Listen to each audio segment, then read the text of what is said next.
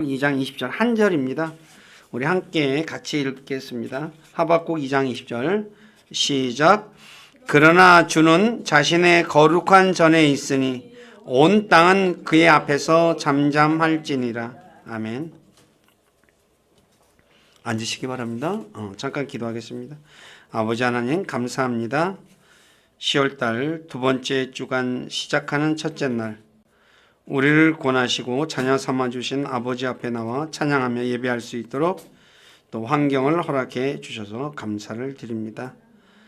시간에도 이곳에 함께 하셔서 저희 예배를 받으시고 또 기록된 말씀을 통해서 주님의 선한 뜻을 우리에게 가르쳐 주시옵소서.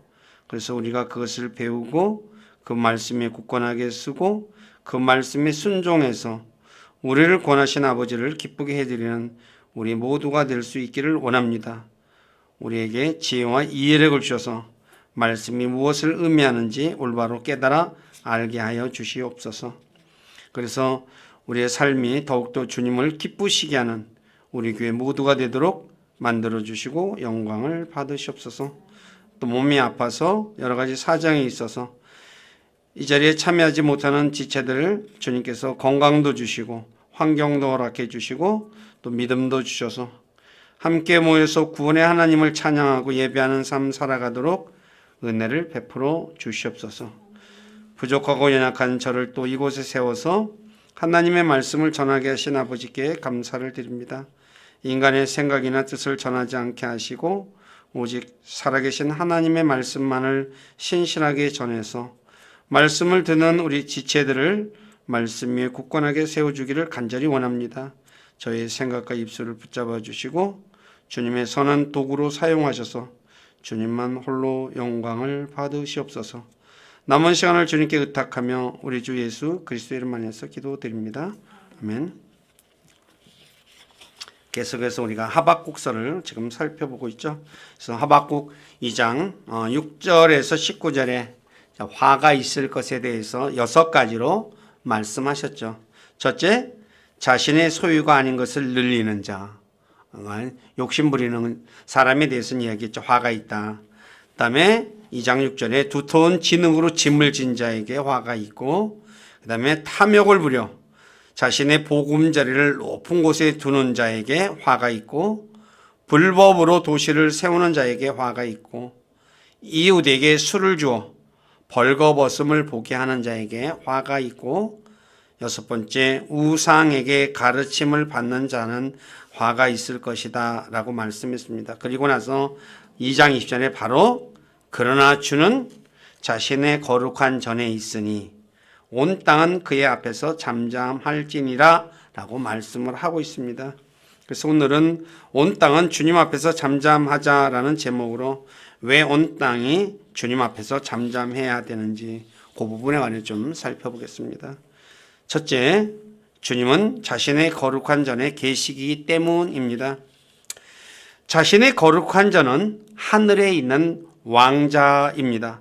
시편 11편 4절에 주께서는 자신의 거룩한 전에 계시며 하고 나서 주의 왕자는 하늘에 있도다 라고 얘기하고 있죠. 바로 하나님께서는 바로 거룩한 전에 계시는데 그 거룩한 전은 어디냐? 주의 왕자가 있는 곳이라는 것을 말하고 있죠. 알다시피 왕자는 왕이 앉는 자리입니다. 그러므로 주님은 왕이시죠. 그래서 시편 47편 7절에서 하나님을 가리켜 온 땅의 왕이라 라고 말하죠. 그러니까 하나님은 온 땅의 왕이시니 너희는 깨닫고 노래로 찬양할지니라. 바로 하나님이 왕이시에요. 그래서 바로 왕 앞에서 잠잠해야 한다는 거죠. 두 번째, 이 하나님이 근데 그때는 어떤 왕이시냐? 영원하신 왕이십니다.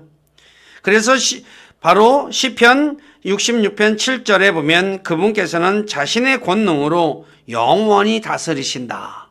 왕인데 어떤 왕이냐? 영원한 왕으로서 영원히 다스리는 통치하는 분이라는 것을 성경은 말씀하고 있죠. 왜 영원히 우리가 다스릴까요? 하나님은 살아계신 분이니까요.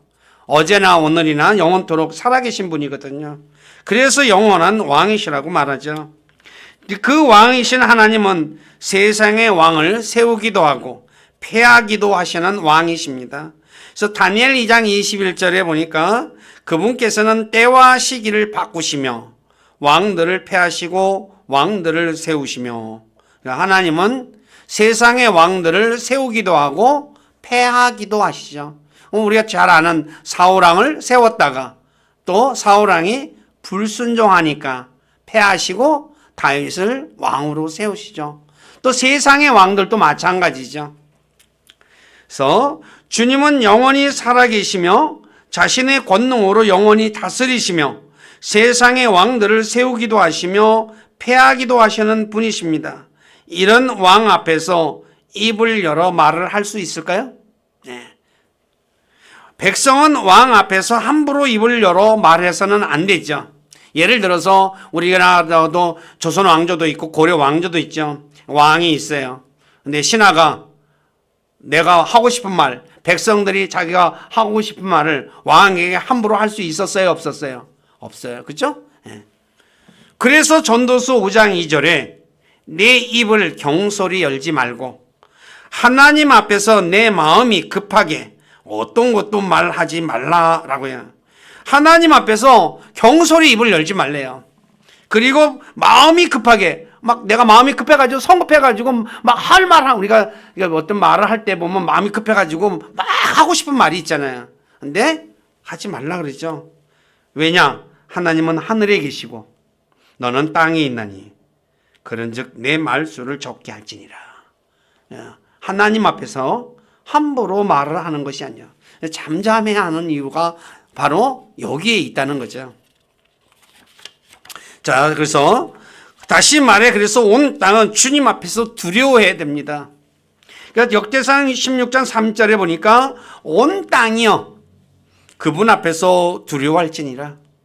세상도 굳게 서서 흔들리지 아니하리로다 그러죠. 그러니까 하나님 앞에서 두려움은 어떻게 말을 함부로 할 수 있어요, 없어요? 없죠. 그래서 모든 육체는 스가랴 2장 13절에서 주 앞에서 잠잠할지니라 라고 말하는 거예요. 그러니까 주님 앞에서 사람들은 함부로 입을 열어서 말해서는 안 된다는 것을 성경은 우리에게 가르쳐 주고 있죠. 특히 주님의 날이 가까울 때 잠잠하라고 스바냐 1장 7절에 말씀하고 있습니다. 오늘날 우리가 예수님이 오신다고 하신 날짜가 벌써 2000년이 흘러가지고 있죠. 지금도 그래서 언제 오실런지 우리는 알지 못해요. 근데 주님이 오실 날이 가까웠다라고 다만 우리가 생각하고 있죠. 그러니까 그럴수록 더 어떻게 해요? 하나님 앞에서 잠잠해야 한다는 거죠. 자, 오늘 우리는 온 땅의 왕이신 주님을 두려워하며 그분 앞에서 잠잠합니까? 아니면 자신의 입에서 나오는 대로 말하고 있습니까? 한번 곰곰이 생각해 보시기 바랍니다. 두 번째, 주님은 온 땅의 심판자이시기 때문에 잠잠해야 합니다. 그래서 왕은, 옛날에 왕은 바로 심판관을 또 얘기하죠. 그래서 창세기 18장 25절에 보면 아브라함이 주님을 가리켜서 온 땅의 심판자라고 말하고 있습니다. 심판자. 세상에서도 법정에 선 사람이 법관 앞에서 자신이 하고 싶은 말을 마음대로 할 수 없습니다. 오직 법관이 말하라고 허락해야만이 뭐예요? 말할 수가 있죠. 심지어 판사하고도 검사든 간에 판사와 검사조차도 판사가 아니라 검사와 변호사조차도 어떻게 해요? 법관이 좀 얘기하라고 해야지 하는 거예요. 그러니까 바로 그런 분이라는 거죠. 그렇기 때문에 온 땅의 심판자이신 주님 앞에서 잠잠해야 한다는 거죠. 우리가 말들을 갖다가 오늘날은 내가 하고 싶은 말 마음대로 언론의 자유가 있어가지고 언론의 자유가 있다고 해서 그냥 되도 않는 말을 막 하는 사람들도 많죠. 근데 그거 나중에 다 심판받습니다. 특히 그리스도인들은 이 말을 잘 알아야 합니다. 이건 뒷부분에 잠깐 설명드릴게요. 자, 그러면 주님이 무엇을 심판하시는가? 사람의 마음의 의도를 심판하십니다. 사람은 일의 결과를 봅니다. 무슨 일을 잘했냐 못했냐. 근데 하나님은 그 사람이 어떤 의도를 가지고 했는지를 보신다는 거죠. 그래서 고린도전서 4장 5절에 이렇게 말하고 있습니다. 그러므로 주께서 오실 때까지 때가 이르기 전에 아무것도 판단하지 말라. 그분께서 어둠에 감춰진 일들을 빛으로 가져가 드러내시고, 어둠의 일은 빛에 들어가면 드러나죠. 마음의 의도들을 드러내시리니 그때 각 사람이 하나님께 칭찬을 받으리라. 그래서 히브리서 4장 12절에 마음의 생각과 의도를 분별하시는 분이다 라고 말씀하고 있죠. 자, 한번 생각해 보십시오. 주님께서 내 마음의 의도를 아신다면 내가 말을 내 마음대로 할 수 있을까요? 아니면 잠잠할까요? 하나님이 내가 이 말을 하는데 그 말하는 의도가 어떤 의도인지, 좋은 의도인지 나쁜 의도인지, 그럼 여러 가지 의도를 가지고 말을 하죠. 그런데 그 의도를 하나님이 다 알아요.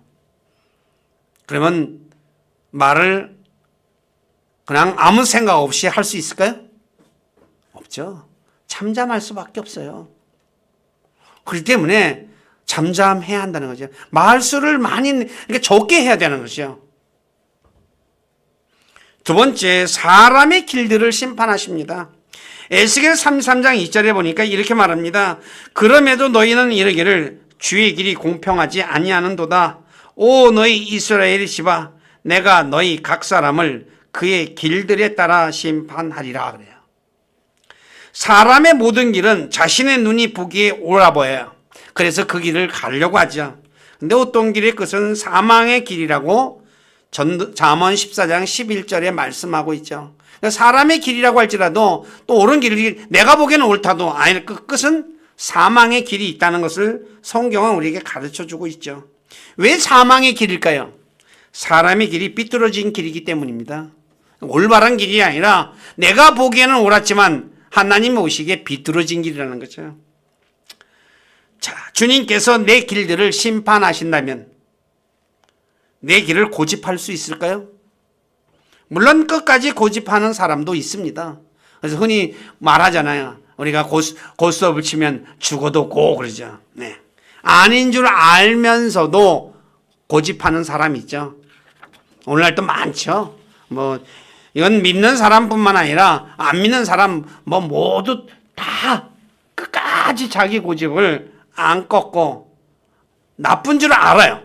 모르는 게 아니라 알면서도 끝까지 고집하는 사람이 있습니다. 저와 여러분들은 내 눈에 보기에 옳은 길이 아닌 하나님 보시기에 옳은 길을 가야 합니다. 왜 하나님의 길을 가야 할까요? 하늘이 땅보다 높은 것 같이 하나님의 길들이 사람의 길들보다 높기 때문입니다. 이 내용은 이사야 55장 8, 9절에 말씀하고 있죠. 우리의 생각과 하나님의 생각은 달라요. 그런데 우리의 길과 하나님의 길도 다르죠. 그런데 얼마만큼 다르냐? 하늘이 땅보다 높은 같이. 하늘과 땅은 비교가 되지 않죠. 그만큼 하나님의 길이 높은 길이죠. 그렇기 때문에 내 길을 고집해서는 안 되죠. 내 길을 갖다가 고집하면서 하나님이 이 길을 심판하는데 고집하며 내가 끝까지 우기며 가야 할까요? 아니면 잠잠히 하나님의 길을 따라가야 할까요? 한번 잘 생각해 보셔야 되는 거죠. 세 번째, 사람의 행위를 심판하십니다. 사람은 외모를 중시하나 하나님은 행위대로 심판하십니다. 베드로전서 1장 17절에 사람들의 외모를 중시하지 아니하시고 각 사람의 행위대로 심판하시는 아버지를 너희가 부르면 간구할진대 너희가 여기 잠시 머물러 있을 동안을 두려움 가운데 지내라 라고 말하죠. 우리가 세상에 잠시 머무는 사람이죠. 조금 있으면 우리는 하늘나라로 갈 사람들이잖아요. 세상 법정은 유전무죄, 무전유죄라고 하듯이 부자와 힘 있는 자에게는 관대하고 가난한 자와 약한 자에게는 야박하죠. 그냥 그대로 법. 그래서 전에도 나왔죠. 전에 버스 기사가 동전 800원 커피 그거 뽑아가지고 800원 가지고 커피 먹었다가 어떻게 했어요? 해고당했어요. 그런데 재벌들 수십억, 수백억 횡령해도 어떻게 해요? 그냥 넘어가요. 800원 가지고 해고를 당했어요. 뉴스에도 나왔잖아요. 그게 얼마나 크게 나왔는지 저 같은 사람도 알 정도의 뉴스에 나와서. 한번 생각해 보세요. 말이 돼요? 800원 뺐다고 커피 뽑아 먹었다고 해고시켰어요.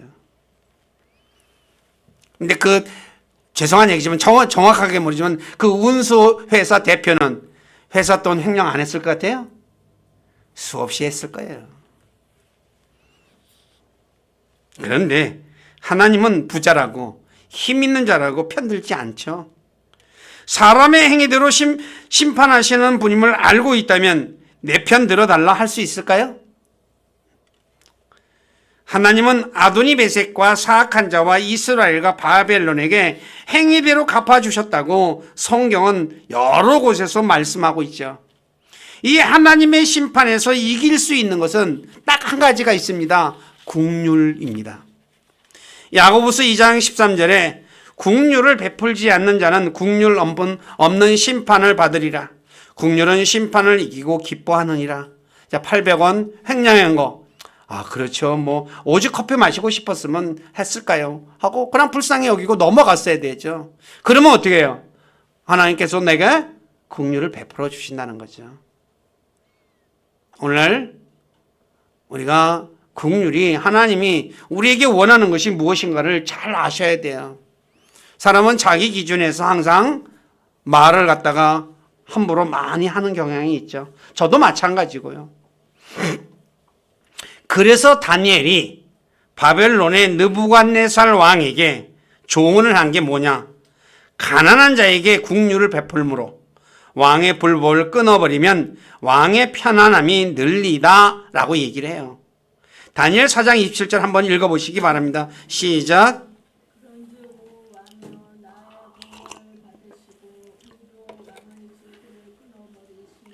가난한 자에게 긍휼을 베풀므로써 왕의 불법들을 끊어버리소서. 그것이 혹시라도 왕의 평안함을 늘리리이다. 긍휼이 하나님이 우리가 아시다시피 마태복음 12장인가 나오죠. 제자들이 배가 고파서 이삭 따먹었는데 바리새인들이 어떻게 했어요? 장로들이 전통을 어겼다고 안식일에 해서는 안 낼 일을 했다라고 하니까 나중에 주님께서 호세아서를 인용하면서 하나님께서는 긍휼을 원하신다고 얘기했죠. 긍휼. 불쌍히 여길 줄 알아야 돼요. 배고픈 사람의 형편을 불쌍히 여길 줄 아는 사람. 하나님이 원하시는 거죠.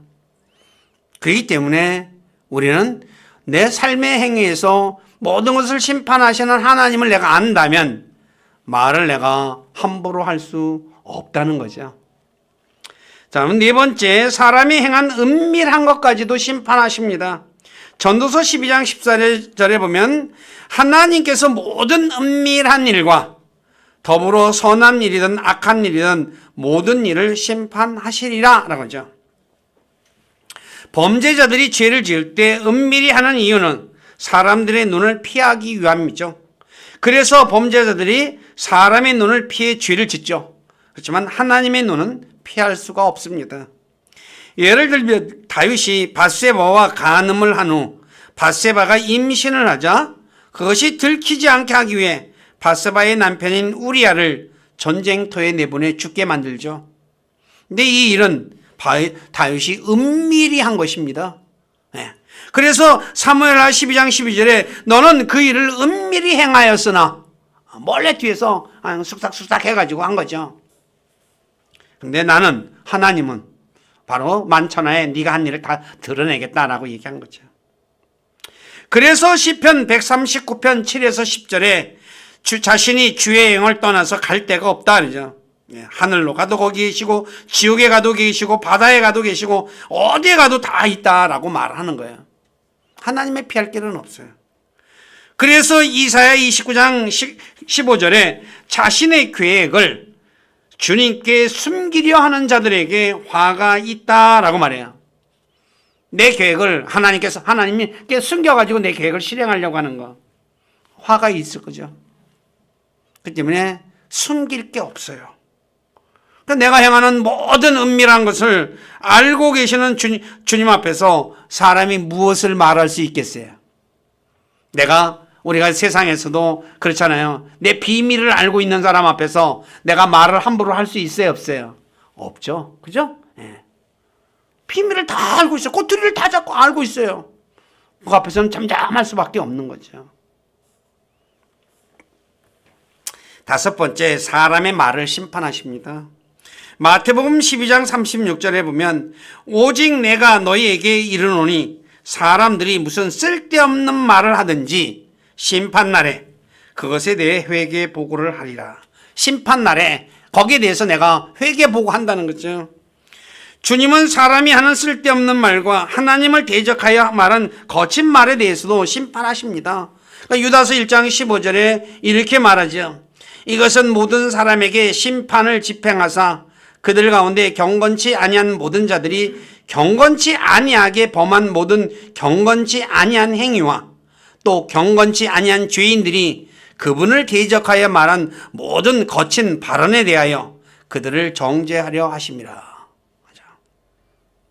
내가 하나님을 대해서 내가 하는 말들, 사람들이 화가 나면 하나님에 대해서도 돼요. 막 거친 말을 많이 쏟아내죠. 하나님에 대해서 대적하는 거죠. 저와 여러분들이 한번 생각해 보세요. 평안하고 좋을 때는 하나님을 찬송하다가 내가 하는 일이 잘 안 될 때, 또 어려울 때, 힘들 때, 고통 가운데 또 떨어질 때 하나님을 향해서 어떻게 해요? 말을 갖다가 함부로 할 때가 많죠. 근데 이런 것이 한 번만 아니라 여러 번 있죠. 왜? 인생살이가 항상 올랐다 내렸다 하니까요. 좋을 때가 있고 항상 나쁠 때가 있잖아요. 항상 좋기만 하는 인생도 없고 항상 나쁘기만 하는 인생도 없죠. 좋다 나쁘다 좋다 나쁘다 계속 하는 거예요. 네, 좋을 때는 찬양하지만 나쁠 때는 어때요? 막 투덜투덜하죠. 근데 그거를 하나님이 심판하셔요. 그러면 어떻게 해야 될까요? 잠잠할 수밖에 없지 않습니까? 그다음에 여섯 번째, 자신에게 맡겨진 것들을 어떻게 사용하였는가에 심판하십니다. 누가복음 19장 12에서 26절에 우리가 문화의 비유라는 내용이 나오죠. 어떤 귀인이 자기 종에게 10명에게 한 문화씩 남겼죠. 그래서 이제 돌아와가지고서 이제 계산을 하죠. 첫째가 한 문화로 10문화를 남겼다 그랬죠. 칭찬해 주죠. 그 다음에 또 그래서 10도시를 다스릴 권세를 네가 주겠다고 얘기하고, 한 사람은 또 5문화를 남겼다 그랬죠.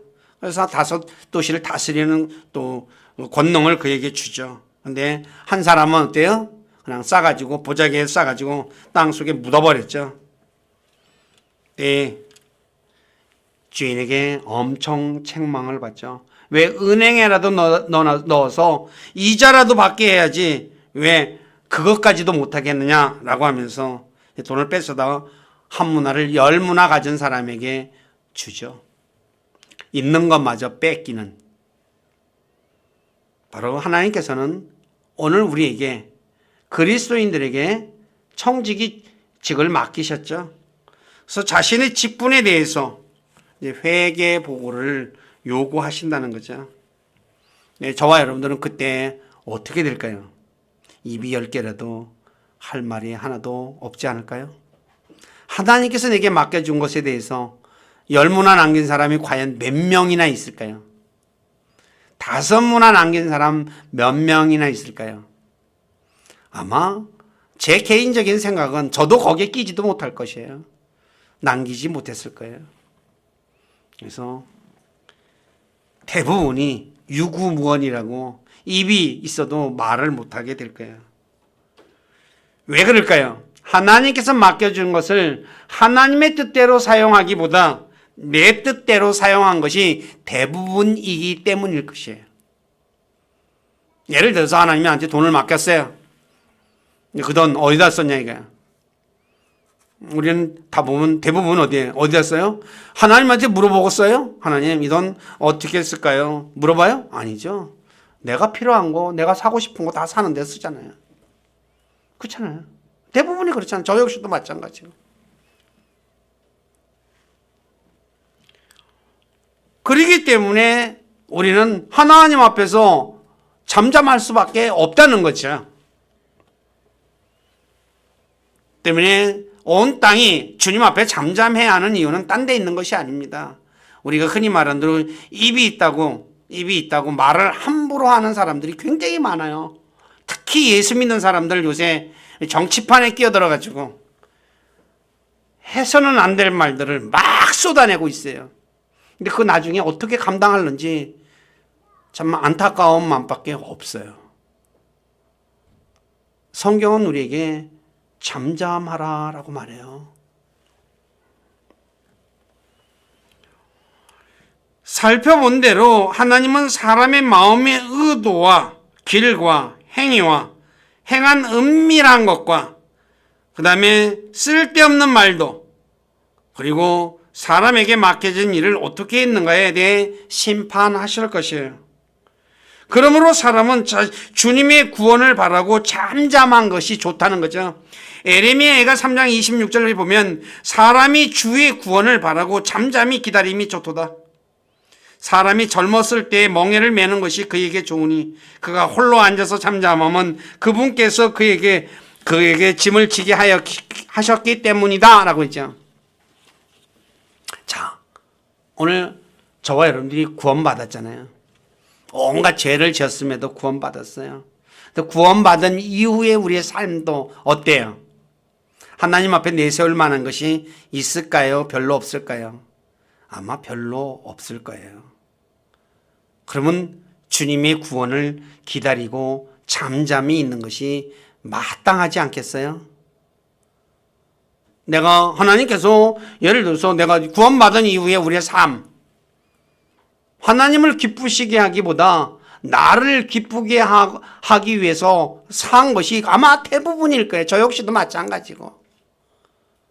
그런데 내가 하나님께서 그럼에도 어떻게 해요? 우리가 구원을 받았으니 얼마나 감사한 일이에요.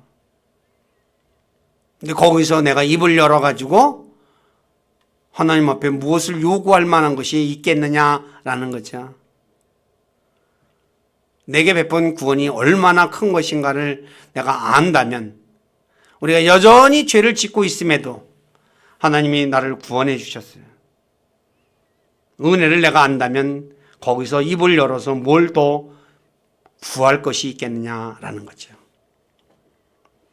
그러므로 우리 모두가 해야 할 일은 자신을 구원해 주신 하나님께 감사하며 하나님을 경배하고 노래하는 것밖에 없다는 거죠. 그래서 시편 66편 4절에 온 땅이 주께 경배하고 주께 노래하며 그들이 주의 이름을 향해 노래하리이다. 우리가 해야 할 일은 나 같은 죄인을 구원해 주신 주님을 뭐예요? 주님 앞에 나와서 경배하는 거죠. 그리고 주님을 노래하는 거예요. 그것밖에 할 것이 없다는 거죠. 입을 열어가지고 내가 자기 의를 자랑할 게 하나님 앞에서 내 의를 자랑할 것이 무엇이 있겠어요? 내가 하나님 앞에 한 일이 과연 얼마나 칭찬받을 일이 있겠어요? 사도 바울 정도 되면 모르겠어요. 네, 그만한 사람은 거의 없잖아요. 그 때문에 저와 여러분들이 그래서 우리가 이 말을 할 때에도 은혜로운 말을 해야 되고 다음에 덕을 세워주는 말을 해야지 입에서 아주 나쁜 얘기들 그런 얘기를 하는 사람이 되어서는 안 되죠. 오늘날 대한민국 정치가들을 보면 교회 다니는 사람 굉장히 많아요. 근데 입에서 해서는 안 될 말들을 너무나 많이 쏟아내고 있다는 거예요. 그 나중에 주님 앞에서 다 회개해 보고 해야 돼요. 그러면 그때 어떤 일이 벌어지겠어요? 부끄러워가지고 예? 쥐구멍이라도 있으면 숨고 싶은 마음밖에 없지 않겠어요? 그걸 생각하지 못하는 것 같아요. 성경은 그런데 분명하게 말씀하고 있다는 거예요. 그렇다면 우리 교회 식구들은 진짜 내가 하나님 앞에서, 난 그리스도인들은 항상 하나님 앞에 사는 사람들이죠. 하나님 앞에서 말을 수를 적게 해야 돼요. 그래서 내 입에서 나오는 대로 막 뱉어내서는 안 된다는 것을 잊지 마시기 바랍니다. 말씀 정리합니다. 하나님은 거룩한 전에 계신 왕이십니다. 백성이 왕 앞에 함부로 말할 수 없듯이 우리 역시 왕들 중에 왕이신 주님 앞에서 잠잠해야 합니다. 또 하나님은 온 땅의 심판자이십니다. 하나님은 우리 마음의 의도와 길들과 행위와 내가 행한 은밀한 일들과 말들과 내게 맡겨진 것을 어떻게 사용했는지 심판하실 것입니다. 그러므로 우리 모두는 주님의 구원을 바라며 잠잠해야 한다는 거죠. 그래서 우리 교회 식구들이 그래서 이 잠잠해야 하는 이유를 분명하게 아시고, 그래서 어디서든 간에 말수를 적게 하는 그런 분들이 되시기를 주님의 이름으로 부탁드립니다. 기도하겠습니다. 아버지 하나님 감사합니다. 하박국 2장 20절에서 온 땅은 주님 앞에서 잠잠하라 라고 말씀하셨는데 왜 우리가 잠잠해야 되는지에 대해서 부족한 자가 말씀을 전했습니다. 하나님은 왕자에 앉아 계신 왕이시기 때문에, 또한 하나님은 온 땅의 심판자가 되시기 때문에 우리는 주님 앞에 잠잠해야 한다는 것 말씀을 전했습니다. 그러나 부족한 자가 어찌 모든 것을 다 전할 수 있겠습니까? 주님께서 약속하신 진령께서 우리 사랑하는 지체들에게 함께 해주셔서 왜 우리가 하나님 앞에서 잠잠해야 되는지, 내 입을 경솔히 열지 말고 내가 성급하게 내 마음의 것을 쏟아내지 말아야 하는지에 대해서 가르쳐 주시옵소서. 그래서 주님 앞에서 진짜 부끄럽지 않는 그런 우리 모습이 되기를 간절히 원합니다. 그러나 우리는 연약하고 부족합니다. 하나님의 말씀을 들었지만 뒤돌았으면 잊어버릴 때가 너무나도 많습니다. 그래서 주님께서 우리가 입을 열어 말할 때마다 말씀들을 기억나게 도와주시고 해야 할 말과 하지 말아야 할 말을 진짜 구별해서 해야 할 말만 하는, 은혜로운 말만 하는, 다른 사람의 덕을 세워주는 말만 하는 우리 모두가 되도록 만들어주시고 그렇게 살아가도록 도와주시고 영광을 받으시옵소서. 저희들의 삶을 주님께 의탁하며 우리 주 예수 그리스도의 이름 안에서 기도드립니다. 아멘.